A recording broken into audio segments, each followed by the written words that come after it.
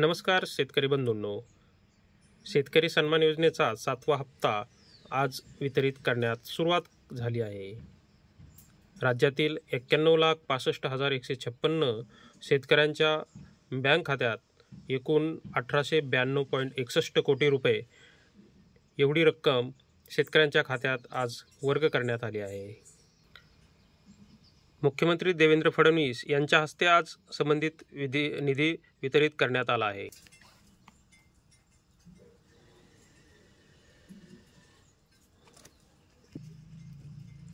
शेतकऱ्यांच्या आर्थिक स्थैर्यासाठी सुरू करण्यात आलेल्या नमो शेतकरी महासन्मान योजनेचा 7वा हप्ता आज मुख्यमंत्री फडणवीस यांच्या हस्ते वितरित करण्यात आला. लाभार्थी शेतकऱ्यांना हा निधी वर्ग करण्यासाठी कृषी विभागामार्फत कार्यक्रमाचे आयोजन करण्यात आले होते. यामध्ये पात्र शेतकऱ्यांना थेट आर्थिक सहाय्य म्हणून हा निधी वितरित करण्यात येतो. केंद्र शासनाने सुरू केलेल्या प्रधानमंत्री किसान सन्मान निधी योजनाच्या धर्तीवर राज्य शासनाने ही योजना सुरू केली आहे. यामध्ये पात्र शेतकऱ्यांना थेट आर्थिक सहाय्य देऊन शेती खर्चाला हातभार लावण्याचा उद्देश आहे. या 7व्या हप्त्यामध्ये एप्रिल 2025 ते जुलै 2025 या महिन्याचे अनुदान लाभार्थ्यांना देण्यात आले आहे.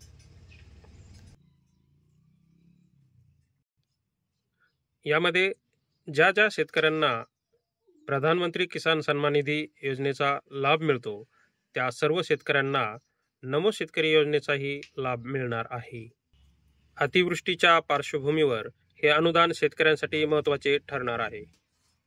केंद्र शासनाच्या प्रधानमंत्री किसान सन्मान निधी योजनेअंतर्गत पात्र शेतकऱ्यांना प्रतिवर्षी 6,000 रुपये अनुदान देण्यात येते. केंद्र शासनाच्या या अनुदानामध्ये राज्य शासनातर्फे प्रतिवर्षी आणखी 6,000 रुपये अनुदान देण्यासाठी नमो शेतकरी महासन्मान निधी योजना राबवली जाते.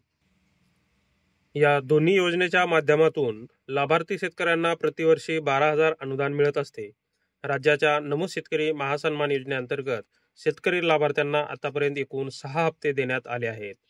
आतापर्यंत 6 हप्त्यामध्ये 93,09,000 शेतकऱ्यांना 11,130 कोटी रुपये वर्ग करण्यात आले. त्याप्रमाणेच आजही 91 लाखांपेक्षा अधिक शेतकऱ्यांच्या खात्यामध्ये नमो शेतकरी महासन्मान निधी योजनेचा 7वा हप्ता वितरित करण्यात आला आहे.